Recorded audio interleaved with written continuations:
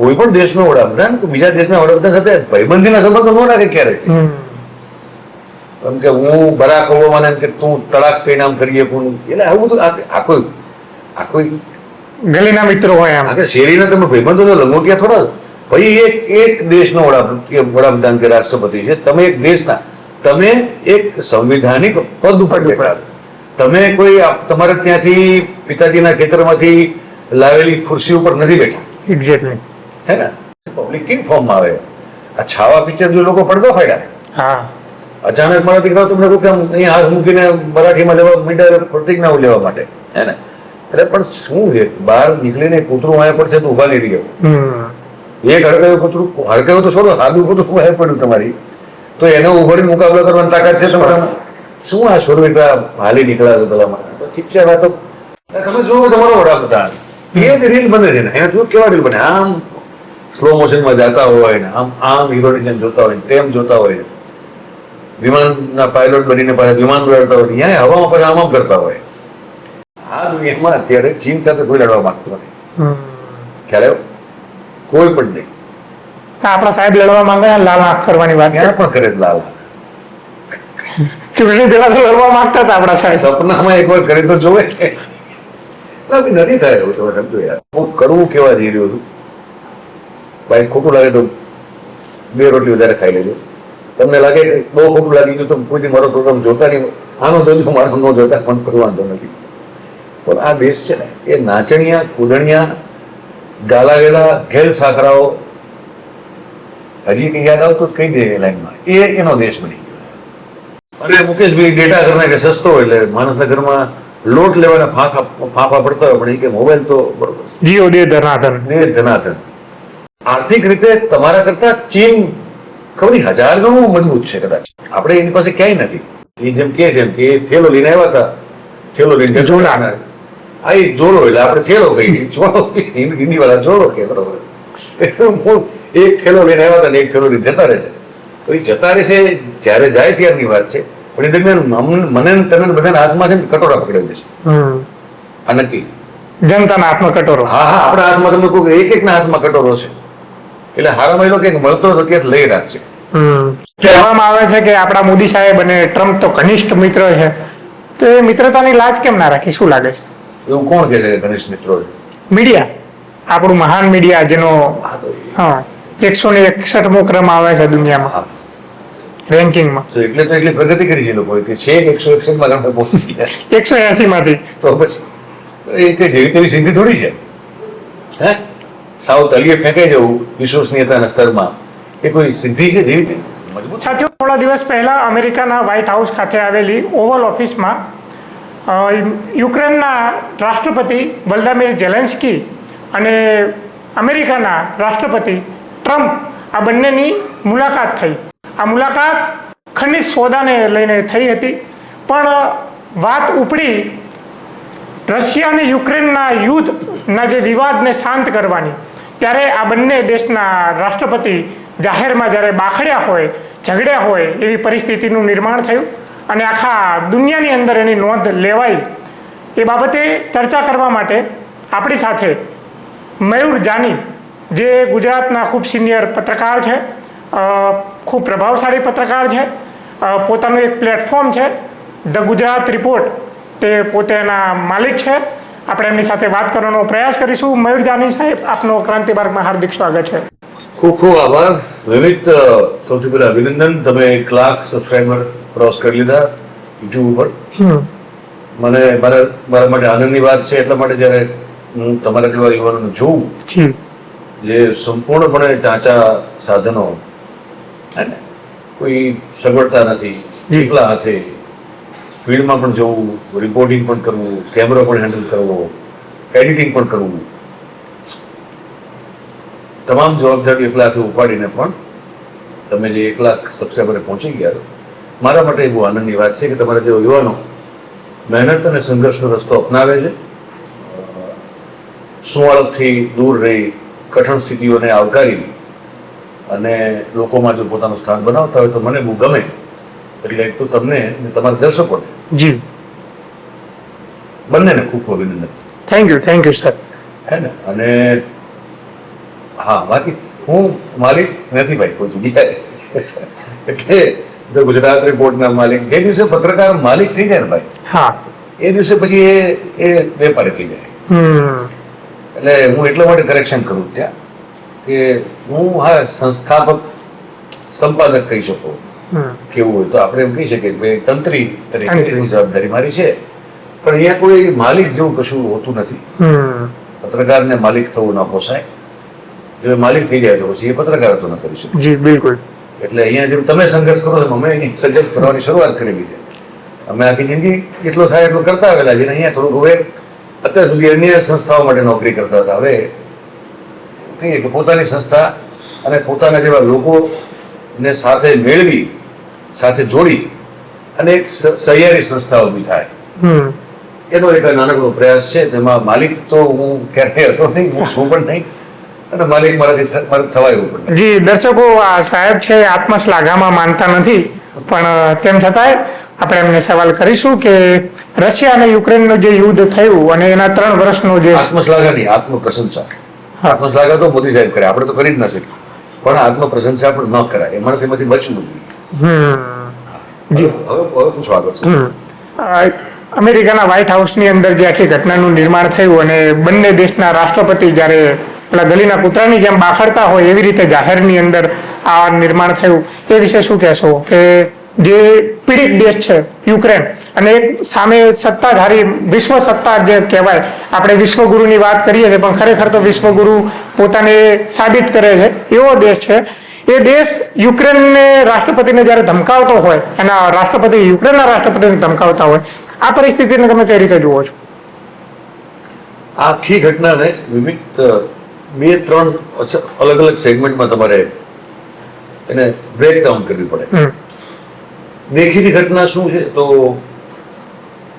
ભાઈ ટ્રમ્પ સાહેબે અને જેડી વાન્સ જે એમના વાઇસ પ્રેસિડેન્ટ છે, એને ઓવલ ઓફિસ એ બહુ જ એક પ્રતિષ્ઠિત અને સત્તાનું કેન્દ્ર ગણાતી ઓફિસ છે આખી દુનિયામાં, હે ને? એ ઓવલ ઓફિસમાં પત્રકારોને મીડિયાઓની સમક્ષ એ જે 40 કે 50 મિનિટનો આખો એક જે વાર્તાલાપ થયો, એમાંથી છેલ્લી 10 મિનિટમાં તમને એવું જોવો તો ખૂબ સ્પષ્ટ દેખાય કે ભાઈ માણસ ના ચલો હડકાવી નાખે, ધરડાવી નાખે, આપણે કંઈક ખગડાવી નાખો હોય, બે કોડી નો કરી નાખો, એવું તમને ઝેલેન્સ્કીને એ લોકો કરતા હોય એવું આપણને દેખાય.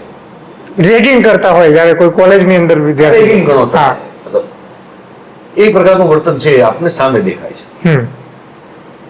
એની સામે આપણને એવું દેખાય છે કે ઝેલેન્સ્કી મર્યાદામાં રહી પોતાનું અને પોતાના દેશનું સન્માન સાચવી અને જ્યાં એમનો વિરોધ કરવાનો છે ત્યાં વિરોધ કરતો પણ દેખાય છે વાતચીતમાં તમે જુઓ. એટલે પણ તમે યજમાન છો, પેલો મહેમાન છે.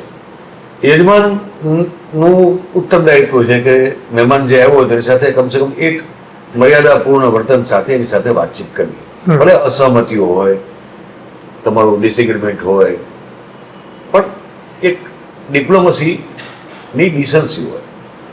આજ સુધીમાં કોઈ પણ દેશના મુખિયાએ કે સરપંચે બીજા દેશના સરપંચ સાથે આ પ્રકારનું વર્તન ક્યારેય, જાહેરમાં તો ક્યારેય નહીં, બંધ બારણની પાછળ કોઈની સાથે કોઈ કર્યું તો મને ખ્યાલ નથી, પણ જાહેરમાં ત્યારે આખો દેશ જોતો હોય, આખી દુનિયા જોતી હોય, ત્યારે આવું વર્તન કરેલું તો કોઈ જગ્યાએ ધ્યાનમાં નથી.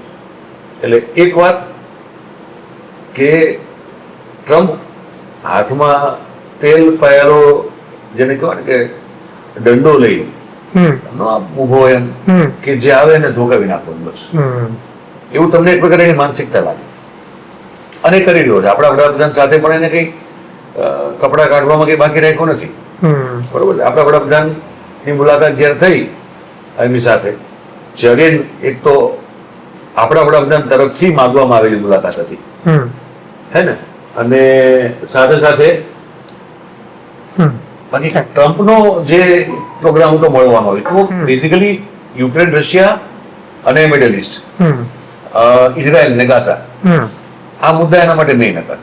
એટલે એને શરૂઆતમાં કોની મુલાકાત કરી? નેતન્યાહુ સાથે કરી, અને જાપાનના રાજા પ્રાઇમ મિનિસ્ટર સાથે કરી, જોર્ડનના રાજા સાથે કરી.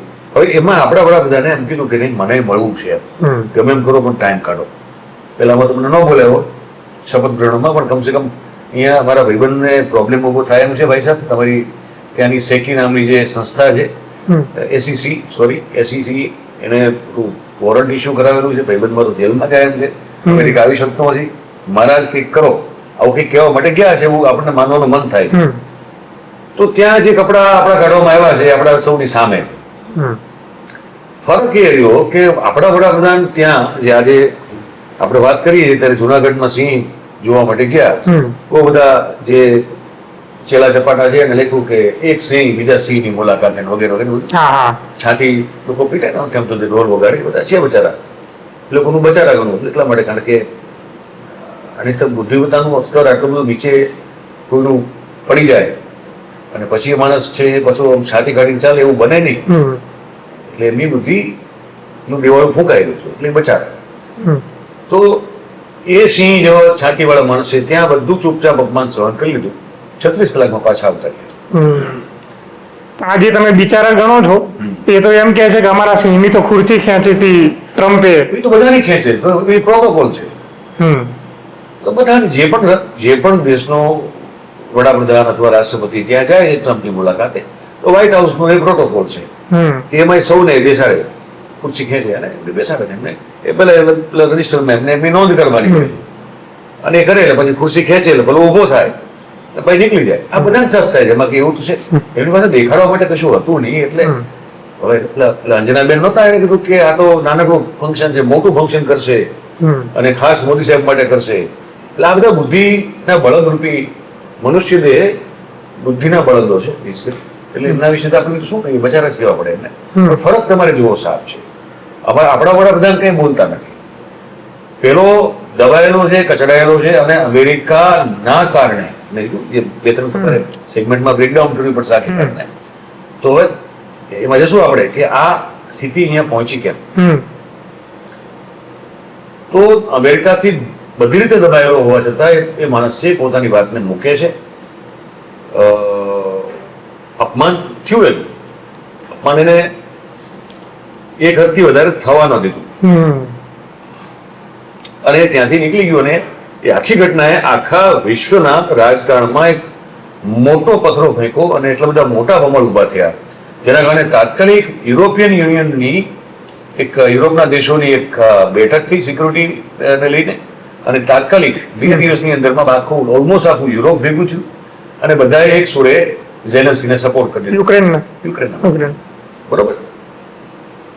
હવે બીજી રીતે જોઈએ આ સ્થિતિ શું કામ પહોંચ્યા. ભાઈ નાટો જે આખું એક સંગઠન છે જેનું કામ છે બેઝિકલી રશિયાને એમના કોમ્યુનિઝમને નાથવા માટે ઊભું કરેલું, એક સામ્યવાદને નાથવા માટે ઊભું કરેલું. જે ઈસ્ટર્ન યુરોપમાં પગ પેસારો કરી ગયો હતો રશિયાનો સામ્યવાદ, તો એ આગળ પ્રસરતો ન જાય અને એ લોકોને એક લશ્કરી રક્ષણ મળે અને એને કાઉન્ટર કરી શકાય એના માટે આખું એક આ ઊભું થયેલું તંત્ર હતું. હવે એ નાટોનો ઉપયોગ કરી અમેરિકાએ જ્યારે આપણે આ યુક્રેનને હંમેશા એને લડવું જ ન લડવું, એને હંમેશા લડવા માટે મજબૂર કર્યું એમ કંઈ ખોટું નથી. યુક્રેનની પોતાની કોઈ વ્યક્તિગત રીતે ઇન્ડિપેન્ડન્ટ કન્ટ્રી તરીકે હેસિયત નથી બોસ કે રશિયા સામે લડાઈ માંડી શકે. જે ઝેલેન્સ્કીએ કબૂલ પણ કર્યું કે સાચી વાત છે, તમારા શસ્ત્રો અને તમારી મદદ ન હોત તો 2 અઠવાડિયામાં યુદ્ધ પૂરું થઈ ગયું હોત. ફેક્ટ છે. ખાલી મર્દાનગીથી બહાદુરીથી તમે લડવા જાઓ, સામે તમને કોઈ કે મશીન ગન હોય અને તમે તલવાર લઈને દોડો તો તમે જીવવા નતા, તમે મરી જવાના. તો એ ઝેલેન્સ્કી સમજે છે. ઝેલેન્સ્કીના પહેલાનો માણસ હતો એ સમજતો હતો. એના પહેલાના આ એક ઓનગોઈંગ પ્રોસેસ છે. યુએસએસઆરના સોવિયત રશિયાના જ્યારે ટુકડા થયા, જ્યારે એનું વિભાજન થઈ ગયું, એ પછી આ બધા પાર્ટ ઓફ યુએસએસઆર હતા ને. Ukraine was a part of USSR. પણ હવે જ્યારે એનું વિભાજન થઈ ગયું છે ત્યારે રશિયાને પોતાની પણ એક સુરક્ષા કરવા માટેની એક ઓલી છે બાઉન્ડ્રીઝની કે ભાઈ તમે જે કરાર થયો હતો એમાં નાટો સંગઠન એક હદથી વધારે પોતાના સંગઠનમાં બીજા દેશોને નહીં લે એવી પણ એક સંધિ થયેલી હતી. હવે એ નાટો એ સંધિ તોડી નાખી. અમેરિકા એની પાછળનું મુખ્ય પ્રેરક બળ હતું, ચાલક બળ હતું અને નાટોનું સંગઠન વધતા વધતા વધતા છેક યુક્રેન સુધી પહોંચ્યું. રશિયાએ એમ કીધું કે ભાઈ આ નહીં પોસાય, હવે રશિયામાં કેટલું સાચું કેટલું ખોટું, હું સાચા ખોટાની વાત કરતો નથી, હું જે બનેલી ઘટનાઓ એની વાત કરું. અને ડોનબસ અને જે કીવ છે એ વિસ્તારો એવા છે જ્યાં બેઝિકલી રશિયન મૂળના લોકો છે ત્યાં, જેના પર અત્યારે પણ રશિયાનો કબજો છે. ત્યાં એકવાર રેફરેન્ડમ પણ થયેલું, 70 થી 80% આસપાસમાં લોકોએ, ત્યાંના લોકોએ કીધેલું કે અમારે તો રશિયામાં ભળી દેવું છે. ખેર એ લોકોને ન ભળવા દેવામાં આવ્યા. તો અમેરિકા એક પપેટની જેમ નાટો સંગઠનને ચલાવે, અમેરિકા એક પપેટની જેમ એ યુક્રેનને પણ ચલાવે. તો એ પપેટિઝમમાંથી છૂટવા માટે ના પ્રયાસો યુક્રેને કરવા જોઈએ, યુક્રેને ક્યારેક કર્યા નહીં. હવે હવે જે બવાલ થઈ રહી છે ને એ રશિયા યુક્રેન કરતા વધારે રશિયા અને યુરોપની હતી, સાથે સાથે રશિયા અમેરિકાની હતી. હવે એ માથાકૂટ વધીને વિસ્તૃત થઈ છે, એ યુરોપ અને અમેરિકાની પણ થઈ ગઈ. ખ્યાલ આવ્યો? એટલે જીઓપોલિટિકલ સેન્સમાં આ દુનિયા અને ચીન ખૂબ શાંતિથી બધું જોઈ રહ્યું, મજા લઈ રહ્યું. એક પરમ દિવસની એક મેં યુક્રેનિયન કોઈ મોટો લીડરશીપ, તેનું નામ મને એ લોકોના નામ પટાવી આપણે સાલા યાદ નામ લેવામાં જોખમ છે. મેં એને બોલતા સાંભળ્યો છે. એને કીધું કે ભાઈ આ બધા છોડો, અમે ચીનની સાથે કેમ ન બેસી? હવે ચીનથી રશિયા પણ ચૂપ થઈ જાય. અમેરિકા ચીન સામે ઝઘડો કરી શકે એ સ્થિતિમાં છે નહીં. યુરોપ ઓબ્વિયસલી ચીનની સાથે કોઈ માથાકૂટમાં પડવા માંગતું નથી. આ દુનિયામાં અત્યારે ચીન સાથે કોઈ લડવા માંગતું નથી. ખ્યાલ આવ્યો? કોઈ પણ નહીં. આપણા સાહેબ લડવા માંગે, લાલ આંખ કરવાની વાત ક્યાં પણ કરે લાલ. ચૂંટણી પેલા તો લડવા માંગતા હતા આપણા સાહેબ. સપનામાં એકવાર કરે તો જોવે. નથી થાય એવું, તમે સમજો યાર, એ પોસિબલ નથી. તમે એના ને આપણે વચ્ચેના બિઝનેસ ટ્રેડમાં તમે ડેફિસિટ તો જુઓ, આપણી લગભગ 90% ડેફિસિટમાં ચાલીએ છીએ આપણે. ત્યાંથી જે આપણે ઇમ્પોર્ટ કરીએ છીએ એની તમે પેલી સરખામણી આપણે ત્યાં એક્સપોર્ટ કરીએ છીએ એની વચ્ચે કરો તો ખરા. 90% આપણાથી વધારે એ આપણે ત્યાં ઇમ્પોર્ટ કરે છે, એટલે ત્યાંથી એક્સપોર્ટ કરે, આપણે ઇમ્પોર્ટ કરીએ. ભાઈ આ યુદ્ધ કોઈ તોપ ટેન્કનું નથી હોતું. યુદ્ધ જે છે બધું આર્થિક હોય છે. આપણે દેવામાં ચાલીએ ત્યાં, આપણે એને પૈસા ચૂકવવાના હોય છે, એને આપણને ઓછા જ ચૂકવવાના હોય. ખ્યાલ આવે? આપણે ત્યાં આપણું ડેફિસિટ વધારે છે, તો આખી દુનિયાનું એ છે. તો તમે ચીનને તમે કેવી રીતે પડકારવાના હતા? એની પોસિબલ નથી. હવે યુક્રેન જો ચીનને સાથે ચીન રસ લે તો આખા દુનિયાના રાજકારણમાં એટલો બધો મોટો ગડબડાટ થાય એમ છે ભાઈ, કે જેની તમે કોઈ કલ્પના કરી શકો નહીં. એટલે ટ્રમ્પ અત્યારે જે રોકો પછાડીને વાત કરે છે ને સાહેબ, ટ્રમ્પને ચૂપ થવું પડે. રશિયા એટલું જ કરશે જેટલું ચીન કહેશે. આ હું તમને લખીને આપી શકું છું. રશિયા જો ચીન લાલા કરે તો રશિયા ચૂપ થઈ જશે. આ હકીકત છે. એટલે તમારે આખા વાતને 2 કે 3 વિભાગમાં બ્રેકડાઉન કરવો પડે. સૌથી પહેલી વાત, ઝેલેન્સ્કીનું અપમાન થયું, વાત સાચી. ઝેલેન્સ્કી એ એક હદથી વધારે અપમાન સહન કર્યું ના. આપણા સાહેબ ગયા ત્યાં તો આપણા સાહેબે ચૂપચાપ સહન કર્યું તો હા. 56 ની છાતી વાળી વાત ત્યાં આખી તો અનેક વાર એ થિયરી જ આખી, એ વાત જ આખી ફેલ થઈ ગયેલી છે. પણ ફરી એકવાર એ સાબિત કર્યું આપણા સાહેબે કે આપણે આપણે કહીએ છીએ 56 ની છાતી, આપણે છે નહીં એકચ્યુઅલી. એ મેક્રોને સાબિત કર્યું હમણાંની વિઝિટમાં. તમે જો બધાને ટપાટપી થઈ ગઈ.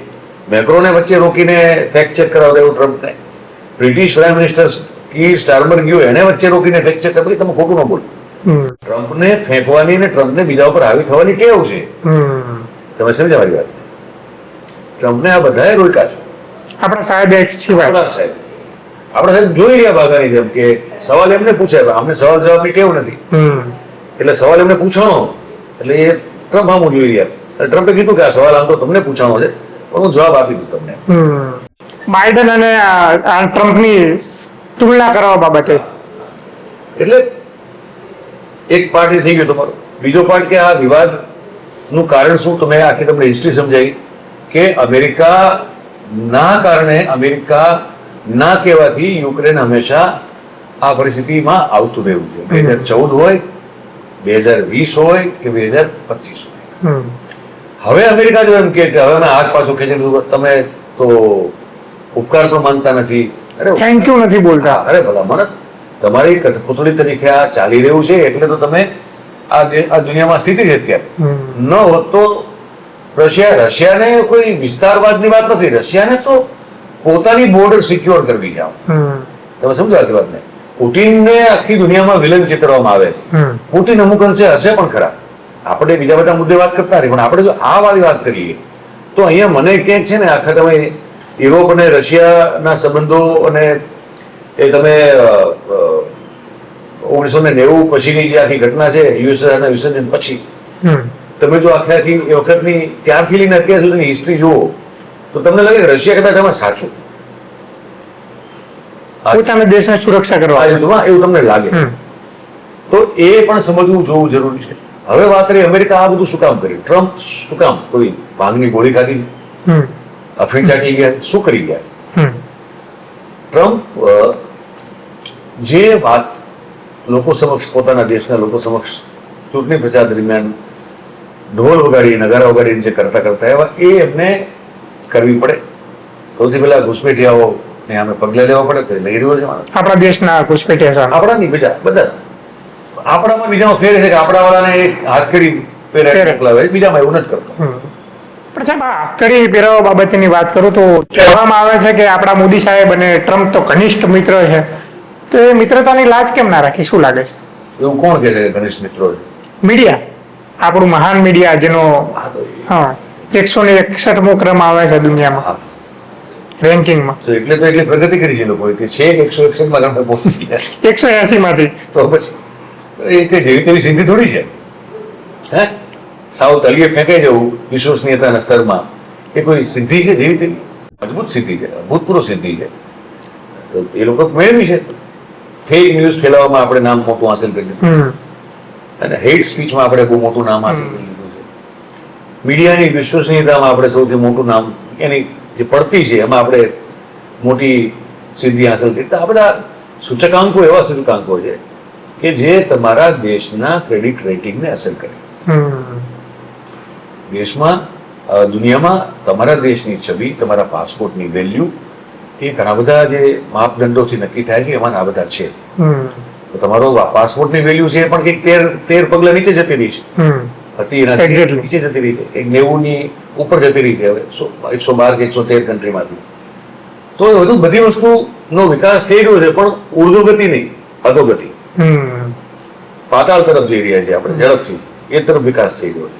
સાહેબ, મીડિયાની ક્રેડિબિલિટીનો સવાલ આવ્યો ત્યારે મને વાત યાદ આવે છે કે વ્હાઇટ હાઉસની અંદર એક પત્રકારે મોદીને જ્યારે સવાલ કર્યો અદાણી વિશે, કે ભાઈ અદાણી વિશેની ધરપકડ વિશે, કારણ કે અમેરિકાની એક કોર્ટે એના ધરપકડ વોરંટ જાહેર કર્યા છે, ત્યારે મોદીજીને સવાલ કર્યો. મોદીજી સવાલનો જવાબ એવી રીતે આપ્યો કે ભારત મારો દેશ છે, બધા ભારતીયો મારા ભાઈ બહેન છે, વસુધૈવ કુટુંબકમ, અને પછી બધું ગોખેલું બોલીને પછી એવું કીધું કે બે દેશના મુખ્ય આવી નિજી એટલે વ્યક્તિગત બાબતે ના મળે છે ના બેસે છે.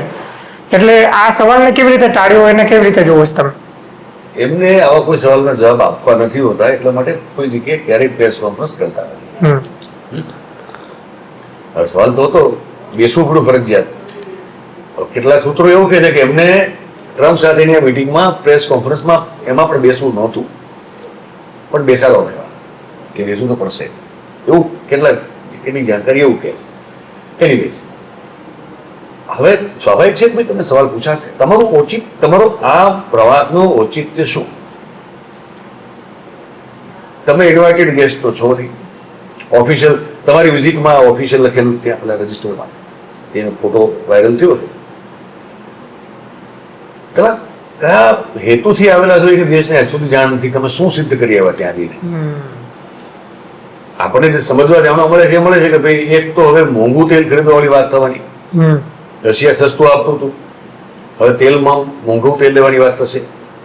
F-35 જેવા ભંગારના, જેને કહેવાય ભંગાર જેવા, જેનો વિમાનો ફાઇટર જેટ, જેને ઇલોન મસ્કે સ્ક્રેપ કીધું છે, એવા પધરાઈ દીધા, એવા લેવા પડશે, લેવા દે છે. બરોબર છે. આપણને ટેરિફ કિંગ કહી ગયો. ટેરિફ આપણે સામે એ ઠોકવામાં આવશે પાછું, જેમાં આપણે જેટલું કરશું એટલું સામે એ લોકો કરશે. હવે રૂપિયો માર ક્યાં પડશે આપણને? રૂપિયો અને ડોલર એક સરખું ઇક્વિવેલન્ટ કરન્સી હોત તો જ વાંધો નહોતો. પણ આપણે એક રૂપિયો એ વધતો 87 ડોલર ચોર્યાસી. વધતો 87 રૂપિયા થઈ ગયો.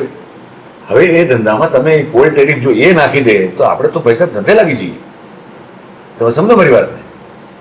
જો આપણે 70% રાખીએ ને એ પણ રાખે તો આપણે કેટલા ડોલર આપવાના?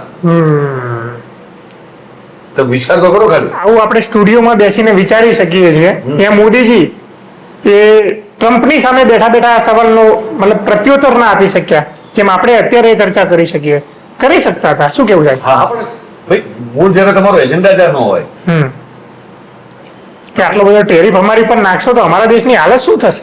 એટલે વાત એ મૂળ તમારી જયારે પ્રવાસની અમેરિકા યાત્રાની મૂળ કારણ શું એની પાછળ એ જ મહત્વનું હોય ને એમના માટે તો. એક્ઝેક્ટલી. હવે આ બધી વસ્તુમાં તો વિચાર તો કરો ક્યાં આપણા વડાપ્રધાનને આ બધી વસ્તુની પડી જ નથી ને કોઈ. એ કઝાન નામના દેશમાં જાય છે, 10.5 કરોડનો ખર્ચો થાય. Kazan October 2024.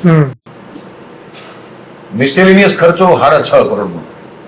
મિસેલિનિયસ એટલે આપણે ટૂર ઉપર જઈએ તો આપણે કંપનીમાં હિસાબ આપીએ ને કે 1000 રૂપિયા મિસેલિનિયસ છે, તો કે ચા પાણી નાસ્તા વસ્તા કે વપરાના છે, જેની અમારી પાસે કોઈ વાઉચર નથી, અમારી પાસે કોઈ એનું બિલ નથી, અમારી પાસે એ ખર્ચાનો કોઈ પ્રૂફ નથી, પણ વપરાણા અમે 10,000 લઈને ગયા એમાંથી 1000 આમાં વપરાઈ ગઈ.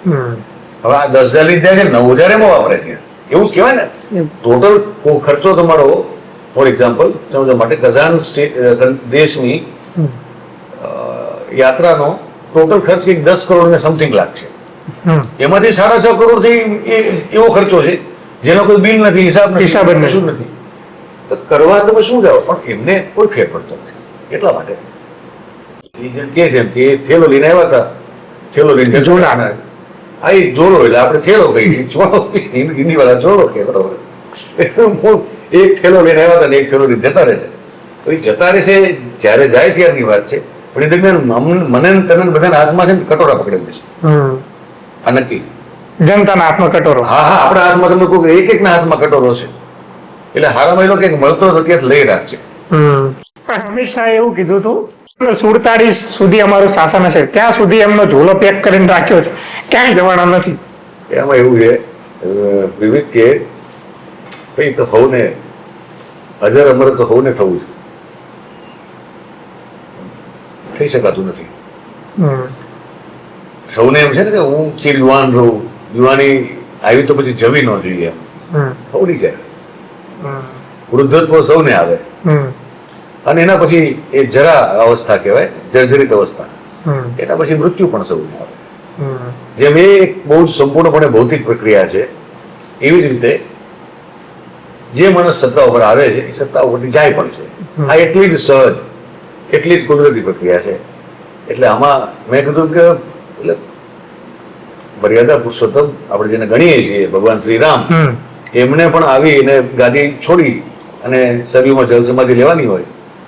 પૂર્ણ પુરુષોત્તમ જેને કહેવાય છે કૃષ્ણ, તો ભગવાન કૃષ્ણને પણ છેવટે પારધીના હાથે પગમાં તીર ખાઈ અને દેશ છોડવો પડે, એમની નજરની સામે આખા યાદવ વંશનો નાશ થઈ જાય. અને એ બધું જોઈ કરીને પછી પરવારીને પછી કોઈક જગ્યાએ વનમાં બેઠા હોય ને પગની પાણીમાં તીર વાગે અને પછી દેહ ત્યાગ કર. અવતારો જેને કહીએ છીએ એ લોકોને જો આમાંથી પસાર થવું હોય તો હવે આ તો ભાઈ મોદી સાહેબ આ બધાથી કંઈક ઉપર મૂકે તો અલગ વાત છે. અધરવાઇઝ અવતારોની જ વાત આમાંથી પસાર થવું પડતું હોય તો હું ને તમે ને બધા કોણ યાર, આપણી હેસિયત શું? સાહેબ પાછળ એક વિચાર એવો આવે છે કે મોદી સાહેબ ઝોલો પેક કરીને જશે તો પાછળ એમના જે ભક્તો છે એમની શું દુર્દશા થશે? એ તો એમણે વિચારવાનું છે, એ આપણે વિચારવાનું નથી. આપણો વિષય એટલે નથી, કારણ કે એ તો અત્યારે જે અંધભક્તિમાં જે મગજમાં તમને કહું કે ગાયનો ગોબર ભરીને જે લોકો બેઠા છે અને જે લખે છે કે એક સિંહે બીજા સિંહના દર્શન કર્યા, એ લોકોને વિચારવાનું છે કે આ તો કોઈને પૂછતા નથી, આ તો ઈચ્છા પડી કરે, ગમે ત્યારે થેલો કરીને નીકળી ગયા. તો અમારું શું થશે? કારણ કે આ માર્કેટમાં આપણે જોયું અત્યારે કે આ 80 લગભગ 90 લાખ કરોડની આસપાસની કેપિટલ ધોવાઈ ગઈ. ફોરેન ઇન્વેસ્ટરો તમારી પાસેથી પૈસા પાછા ખેંચી રહ્યા છે, 2 લાખ કરોડની ઉપરના લગ્ન પાછા ખેંચી ગયા. અહીંથી પૈસા કાઢી રહ્યા છે, ચાઇનામાં નાખી રહ્યા છે, રોકાણ ચીનમાં જઈને કરે, અહીંથી કાઢીને તરત. હવે આ તો ખાલી ટેરિફ લગાવવાની અને ટ્રમ્પે ખાલી આપણને ધમકાવ્યા જાહેરમાં, માર્કેટની હાલત થઈ ગઈ. હવે ટ્રમ્પ ખરેખર જો આપણને આમે એક્શન લેવાનું ચાલુ કરશે તો આપણે ક્યાં જઈ અને આ માર્કેટ ઊભું રહેશે એ મોટો સવાલ છે.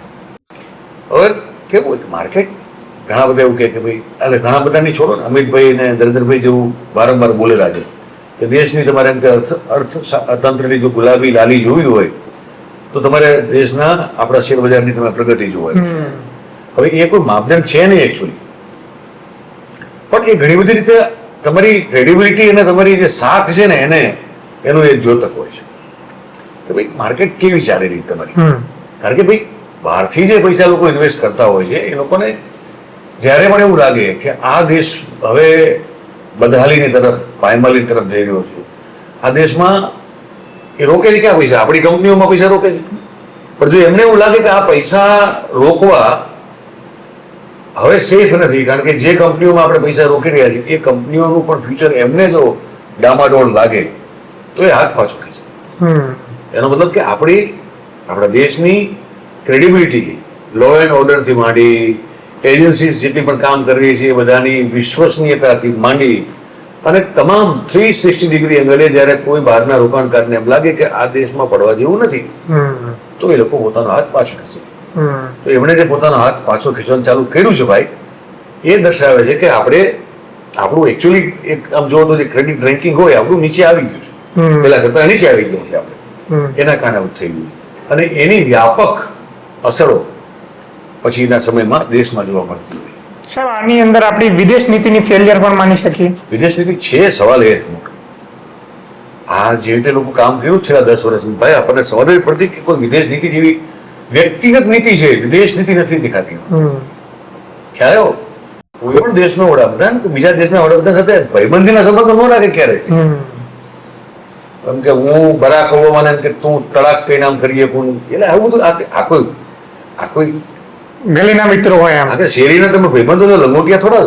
ભાઈ એક દેશનો વડાપ્રધાન કે રાષ્ટ્રપતિ છે, તમે એક દેશના, તમે એક સંવિધાનિક પદ ઉપર બેઠા, તમે કોઈ તમારે ત્યાંથી પિતાજીના ખેતરમાંથી લાવેલી ખુરશી ઉપર નથી બેઠા. એક્ઝેક્ટલી. હે ને, તમે સંવિધાનિક પદ ઉપર બેઠા છો. તમારા દેશના લોકો પ્રત્યે, દેશના લોકોના ભવિષ્યની સુનિશ્ચિતતા પ્રત્યે તમારી વફાદારી હોય, તમારું વલણ હોય. તમે એમ કહો કે આ ફલાણો ગમે જઈને ભેટી પડે અમારો મિત્ર, એટલે ભાઈ એવું ન હોય, એવું ન હોય ભાઈ. એક્ઝેક્ટ. તમારી નીતિ વિદેશની નીતિ છે, તમારા દેશની એક તો સાર્વજનિક સંપ્રભુતા એટલે કે સોવર્નિટી ને એન્શ્યોર કરવી જોઈએ અને દેશને ફાયદો કેમ થાય વૈશ્વિક પટલ પર. તમારા દેશને તમારા પાડોશીઓથી લઈ અને દૂર સુધીના જે પણ દેશો સાથે તમારો વ્યવહાર છે એની સાથે તમારે એવી કઈ નીતિ અપનાવવાની છે જેનાથી તમને નુકસાન ન થાય, વિન વિન સિચ્યુએશન ઊભો થાય, ઝઘડાઓ ન થાય, નફરત ન વધે. આપણે કોઈ કયો પાડોશી આપણે સંબંધ સારા મને એમ કહ્યું. શેખ હસીનાને બોલવા માટે હવે ઇન્ટરપોલની નોટિસ નીકળવાની છે કે આ શેખ હસીના અમને સોંપો. કારણ કે આપણે સાચવી હતી. સાચવી છે, હજી છે, અહીંયા જ છે, બીજે ક્યાં છે? આ અંગત સંબંધ, આ વિદેશ નથી. પછી તમારે છત્તીસગઢમાં તમે પાવર પ્લાન્ટ માટે જગ્યા આપો, અદાણી સાહેબ ત્યાં પાવર પ્લાન્ટ નાખે, એનો છેડો તમે નાખો સીધો બાંગ્લાદેશમાં, ધંધો તમને મળે છે.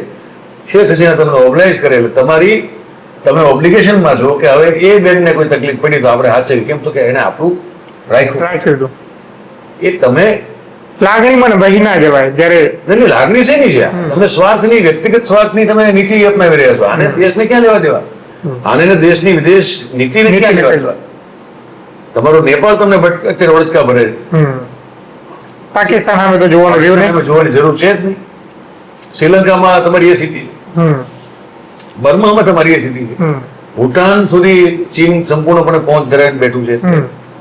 આ બધાની સાથે સાર્ક કન્ટ્રીઝમાં તમારા સંબંધો પહેલા બધા સાથે ઉષ્માપૂર્ણ હતા, પાકિસ્તાનને વાત કરતા. હવે તમારા બધાની સાથે લગભગ પાકિસ્તાન જેવા સંબંધ થઈ ગયા, અને આ બધા તમારા પાડોશીઓ છે. આ કઈ વિદેશ નીતિ? આ એવી વિદેશ નીતિ સર કે જે ચાઇના આપણી ધરતી ઉપર આવી ગયું તેમ છતાં સાહેબ ત્યાં 2 જિલ્લા બનાવીને ખાશે, વિચારો, ત્યાં કાઉન્ટી બનાવી 2 ભાઈ, 2 કાઉન્ટી બનાવી. ચીન તો મૂકે છે ને સોશિયલ મીડિયા ઉપર ને એના પોતાની નકશા મૂકે છે, નકશા વેબસાઇટ પોતાની ગવર્મેન્ટ સાઇટ ઉપર મૂકે છે. અરુણાચલ કે અમારો છે એમ, અક્ષય ચીન કે છે અમારું છે, અરુણાચલ અમારું છે, લદ્દાખનો વિસ્તાર આખ્યા કોઈ અમારો છે, કઈ છે એને બીજું કહેતી નથી. ત્યાં નવા ગામ વસાવે છે, નવા વિસ્તારો વસાવે છે, વસ્તી વસાવે છે, ત્યાં એડમિનિસ્ટ્રેશન ચાલુ કરે છે. શું કરો? તોય સાહેબ એમ કે અંદર છે બહાર કોઈ ગયા નહીં, વહાં से કોઈ ઇધર આયા નહીં. એટલે સાહેબ લાલ આંખ કરવાની જ્યારે વાત આવે ત્યારે સાહેબ શા માટે ચાઇનાથી ડરતા હોય એવી પરિસ્થિતિનું નિર્માણ થાય? તમારે બેઝિકલી તમે જોયેલું કે આ વ્યક્તિગત સ્વાર્થની નીતિથી આ દેશનું સંચાલન વિદેશો સાથે કરવામાં આવ્યું. જો ખરેખર વિદેશ નીતિનો ઉપયોગ થયો હોત તો તમારે ચીન સાથે સીધું વેર તો લેવાયું છે. મેં કીધું કે એને આપણે ધંધો વધતો જાય, ઘટતો નથી, અને એનું આપણે ત્યાં માલ આવવાનું વધતું જાય છે, આપણું એના માલનું ઇમ્પોર્ટ વધતું જાય છે. તમે ધંધો તો બંધ કર્યો નથી, ઉલટાનું તમે વધારી રહ્યા છો અને ખરીદી રહ્યા છો. ચાઇનીઝ વસ્તુ તમે જ ખરીદી રહ્યા છો. આર્થિક રીતે તમારા કરતા ચીન ખબર 1000 ગણું મજબૂત છે કદાચ. હું એમને ખાલી રફલી કહું છું અત્યારે, પણ એની જીડીપી ને આપણી જીડીપી ની ગણતરી તમે આંકડો કાઢીને કરી જોવી જોઈએ. બહુ મોટો ફરક છે આપણી વચ્ચે. આપણે એની પાસે ક્યાંય નથી. લગભગ 3 થી 4 ગણી મોટી જીડીપી છે. હું જો મને જેટલું યાદ આવે છે કહું તો એનું લશ્કરી બળ, એની technological excellence, industrial excellence, manufacturing excellence, તમે એની પાસે કંઈ છો નહીં યાર આસપાસમાં કોઈ જગ્યાએ. તમે કેવી રીતે ઝઘડો કરો એની યાર? ભાઈ એક મકોડી પહેલવાન છે ને એક દારાસિંહ છે. મકોડી પહેલવાન કેવી રીતે દારાસિંહને પડકારે કે આવી રીતે અખાડામાં જોઈ લઈએ આપણે કેટલી વબે હાથે ચાલ કોની માં કોને એમ કે એની માનું દૂધ પીધું છે, આ બધા ડાયલોગો બોલવા સારા લાગે. અખાડામાં ઉતરો તો 1 સેકન્ડમાં તમે મને મસળીને મૂકી દે. લાલ આંખ કરી બધું ચૂંટણી પહેલા સારું લાગે. પબ્લિક આપણી જે દેશની આપણી જે પબ્લિક છે એને પેલો વીર રસનો કસુંબો પાવા માટેની આખી વાત છે. પબ્લિક કેમ ફોર્મમાં આવે? આ છાવા પિક્ચર જો લોકો પડદો ફાડ્યા, અચાનક મારા દીકરા તમને કહું કે અહીંયા હાથ મૂકીને મરાઠીમાં લેવા મીંડા પ્રતિજ્ઞાઓ લેવા માટે, હે ને? એટલે પણ શું છે, બહાર નીકળીને કૂતરું વાયા પડશે તો ઉભા નહીં રહ્યો. એક હડકાયું કૂતરું, હડકાયું તો છોડો, સાદું કૂતરું વાયા પડ્યું તમારી, તો એને ઉભરીને મુકાબલો કરવાની તાકાત છે તમારા? શું આ શોરવીતા હાલી નીકળ્યા પેલામાં? તો ઠીક છે. આ દેશમાં આ દેશ છે ને બહુ કરવું કેવા જઈ રહ્યું હતું. ભાઈ ખોટું લાગે તો 2 રોટલી વધારે ખાઈ લેજો. તમને લાગે બહુ ખોટું લાગી ગયું તો કોઈથી મારો પ્રોગ્રામ જોતા નહીં, આનો જોજો મારો ન જોતા, મને કોઈ વાંધો નથી. પણ આ દેશ છે ને એ નાચણિયા, કૂદણિયા, ગાલાવેલા, ઘેલ સાખરાઓ, હજી કંઈ યાદ આવતું કહી દે લાઈનમાં, એનો દેશ બની ગયો. કોઈને જમીન સાથે, વાસ્તવિકતા સાથે કોઈ સંબંધ રાખવો નથી. રીલ બનાવે રાખવી રીલ બનાવો, કેવી રીલ બનાવે, અને એમાં ઉંમરનો બાદ નથી. હવે 6 વર્ષના ટાબરિયાથી લઈને 60 વર્ષનો ડોસા એ પણ બનાવી રહ્યા. જ્યાં મોકો મળે ત્યાં સીધા આવડતું કે ન આવડતું પણ નાચવાનું ચાલુ કરી દે છે, બરોબર? અને કારણ વગરનો આ ખબર નહીં, જયારે આવું કંઈક ડોઝ આવી જાય કોઈ વીર રસનો તો મંડે તમને કોઈ છાતી ઠોકીને આમ તાળો પાડવા માટે ટચિંગ કરવાના. હા, એટલે મને આ દેખાદેખીનો યુગ થઈ ગયો છે. આ યુગમાં વિવેક બુદ્ધિનો ઉપયોગ કરવાનું પ્રમાણ નહીવત થઈ ગયું છે. બાકી શું મતલબ છે યાર? તમે ઇતિહાસથી પરિચિત થાઓ, તમે તમારા વડવાઓએ કોઈ શૂરવીરતા દેખાડી છે, તમે એના પર ગૌરવ લો, સારી વાત છે. આ શું છે? ચીસા રીસો પાડીને તમે આક્રંદ કરીને ખબર નહીં કયા પ્રકારનો વીરસ દેખાડવા માંગો છો? એનાથી તમે સાબિત શું કરવા માંગો છો? મેં કીધું કે અંધારી રાતમાં એક કૂતરું ખાલી ભસે ને તો ઉભા રહીએ કોણ, તો મને દેખાડો તમે. આપણે નથી લડવા જેવું ઔરંગઝેબની સામે, તો સંભાજીએ કર્યું હતું, પણ તમે તો ખાલી કૂતરાની સામે બાજીને દેખાડો મને. ભલા માણસ યાર, કઈ દિશામાં જવું તમારે ખબર પડતી નથી. આવું છે આ દેશ આખો ખોખલો, ખોખલી માનસિકતા, દંભ અને દંભને પ્રમોટ કરવાની માનસિકતા. તું દંભી હો તો તને 10 દંભી મળી જશે કે વાહ વાહ વિવેકભાઈ, તમારા જેવું કોઈ નહીં, તમે શું પત્રકારને બરાબર, અને તારે આમાં વખાણ કરવાના, એટલે આખું એક તોડું ભેગું થઈ જાય. ખ્યાલ? એમાં સૌને ખબર છે કે આને કઈ નથી આવડતું, મને કઈ નથી આવડતું, પણ કોઈને કઈ નથી આવડતું એવા લોકોનો એક સમૂહ ભેગો થાય છે અને એકબીજાના એવા વખાણ કરે છે, અને એ આખું એક ચેપની જેમ ફેલાઈ ગયું આ દેશમાં. આ વાયરસ છે આ દેશમાં ફેલાઈ ગયો છે, અને આપણા જે પરમ આદરણીય માનનીય શ્રદ્ધેય જે આપણે કહીએ છીએ પ્રાતઃ સ્મરણીય ગણે બધા કે નરેન્દ્રભાઈ, બહુ મોટો ફાળો થાય. તમે જુઓ કે તમારો વડાપ્રધાન એ જ રીલ બને છે ને, એના જો કેવા રીલ બને, આમ સ્લો મોશનમાં જતા હોય ને આમ હિરોઇઝમ જોતા હોય, તેમ જોતા હોય, વિમાનના પાયલોટ બનીને પાછા વિમાન ઉડાડતા હોય, અહીંયા હવામાં પાછા આમ કરતા હોય, એને પેલા જીમ કોર્બેટ પાર્કમાં જઈને ખબર નહીં અહીંયા શું કરતા હોય. આ બધું પુલવામામાં CRPFના જવાનની બસ ઉપર હુમલો થતો હોય, તમે ખાલી ડાયલોગ બાજી ત્યાં ધ્યાન ધરતા હતા, ત્યાં આગળ પણ વિડીયો બનાવ્યા. એટલે અને મુકેશભાઈ ડેટા કરના કે સસ્તો હોય એટલે માણસના ઘરમાં લોટ લેવાના ફાંફા પડતા હોય, પણ એ કે મોબાઈલ તો બરોબર જીઓ દે ધનાધન ને ધનાધન. એને તમને જયારે તમારી પ્રાયોરિટીઝની ખબર ન હોય, બ્લુ બેન્ચેસનો રિપોર્ટ આવે ને એમ કે 100 કરોડ લોકો એવા છે જે લોકોને પોતાની મન વાંછુક વસ્તુઓ ખરીદવા માટે ના પૈસા નથી, એટલે બજેટ તમારું છે એમાં રહેવું પડે. એક આંકડો તો એવો છે કે ઓન એન એવરેજ ગામડાઓમાં 8,000ની આસપાસમાં લોકો જીવે છે. એનો ખર્ચો કઈ રીતનો હાર્ડવેરમાં કેવી રીતે, મને એક સવાલ થાય, કારણ કે એટ ધ ફીટ તો તમે જો ખાલી એક ટાઈમ દૂધ મગાવો 1 લીટર તોય તમારે મહિને 3,000 રૂપિયામાં જતા રહે છે દૂધમાં ખાલી. ખ્યાલ? એટલે એનીવેઝ મૂળ તમે એ સ્થિતિમાં આવી ગયા છો તો ટોટલ GDPનું 84% દેવું થઈ ગયું છે દેશ માટે. 84% દેવું. આ કોઈ પણ અર્થતંત્ર માટે ખતરાની નિશાની. આટલું બધું ન હોય શકે ક્યારે. મતલબ કે તમારું અર્થતંત્ર પાંગળું થઈ ચૂકેલું છે, ખોખલું થઈ ચૂકેલું છે, અને ગમે ત્યારે ખડેલો ખુશ થઈને, અને જ્યારે ખડેલો ભૂસ થઈને જ્યારે આવી પરિસ્થિતિનું નિર્માણ થાય તો શ્રીલંકા જેવી હાલત આપણી થઈ શકે ખરી? થઈ શકે. આવું વિચારવાનું મન નથી થતું, પણ વાસ્તવિકતાને આપણે જોઈને ચાલીએ તો થઈ શકે. બિલકુલ. જી સાહેબ, આપનો ખૂબ ખૂબ આભાર કે ક્રાંતિ માર્ગને તમે સમય આપ્યો. જો કે આ ચેનલ આપની છે, તમે હંમેશા હર હંમેશા અવનવા મુદ્દાઓ સાથે આપણી સાથે જોડાયા રહેજો. સાથીઓ, આ હતા મયુરભાઈ જાની. તમે એમને સાંભળ્યા, ખૂબ સરસ મજાના માણસ છે અને સિનિયર પત્રકાર છે. હર હંમેશ આપણી સાથે ચર્ચા કરવા માટે અવેલેબલ હશે. બાકી જોતા રહો ક્રાંતિ માર્ગ, ઇન્કલાબ જિંદાબાદ.